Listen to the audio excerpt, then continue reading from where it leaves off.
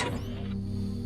So before we talk about the figurative ones, let's talk about the physical picture. What was this place that Jesus Christ found himself in when he went into this desert? What was it like those 40 days? William Barclay is just, when you want the go-to scholar to read how something looked or how something felt, he's the guy to look at how he writes stuff. So I'm going to defer to his explanation or description of this desert. He writes this: the inhabited part of Judea stood on the central plateau, which was the backbone of southern Palestine. Between it and the Dead Sea stretched a terrible wilderness 35 by 15 miles. It was called Jeshimon, which means the devastation.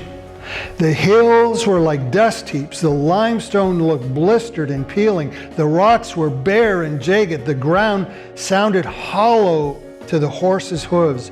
It glowed with heat like a vast furnace and ran out to the precipice, 1,200 feet high, which swooped down to the Dead Sea.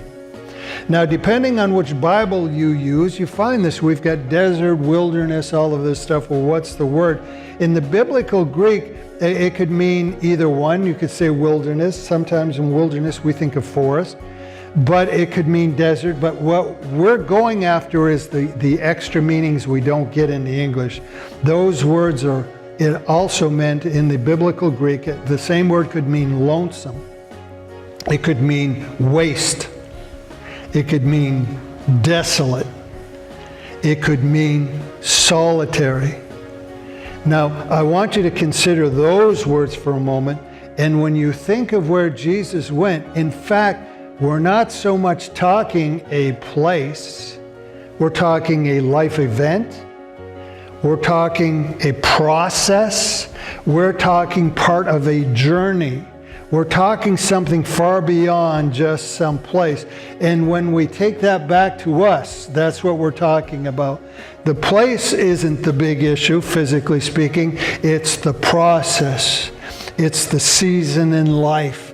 It's the part of the journey. That's what we're talking about. What do we know about this place? Well, we know we're talking about the place that can be solitary, lonesome, devastated, desolation. Sometimes it can seem like waste. Once again, thinking of Cindy, I wonder how many times it hit her. She was doing this wonderful work, the incredible cancer support group thing going on, and there hit a time she could not do it anymore. Have you ever been there? Talk about feeling like a waste.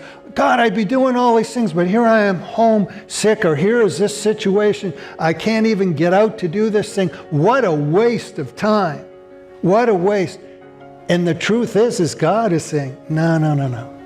That's where the most profound things happen, is when he has you where you think you're wasting time. I'll tell you, he's not. It's amazing what can happen in the desert, but it's not a fun place to be. So if we get that far, we understand this is not so much the place, it's a process, part of the journey, a season, a life event, and it's no fun. In the desert, if we're using Jesus as the template, we do find this, though, is that it only works when we use God's answers, not just our answers. And you know what? Just a little aside, it's better to have some of that stuff locked up in your head before you end up in the desert and not just wait until you're there. Everyone faces the wilderness. Everyone in here will face a desert experience. You can't get away from it. Not everyone will survive. Only if you know what you're doing and you're taking it seriously. At that, 3 questions to take with you. 3 simple questions to take with you. Dealing with your desert. What is your preparation for it? What is your attitude in it? In your desert, whatever it may be, in your desert, do you resemble the Christ that you profess to follow?